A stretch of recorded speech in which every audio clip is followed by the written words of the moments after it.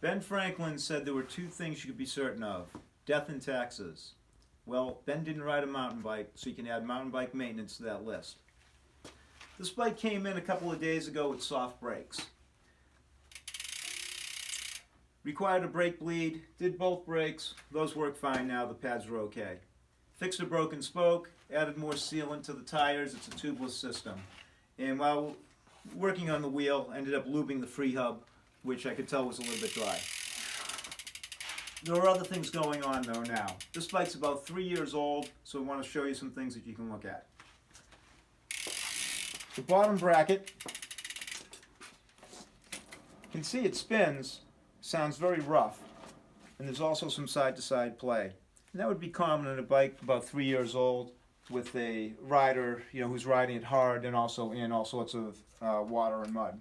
You'll notice the chain's dry, so you want to keep that lubed, but it's also worn.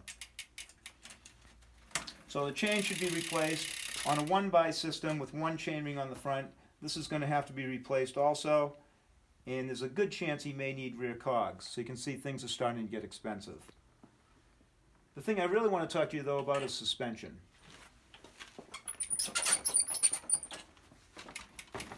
Fox recommends 150 hours to service either both their forks and their shocks. RockShox is even less of an interval.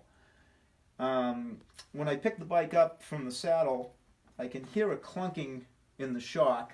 That tells me that it is certainly due for service.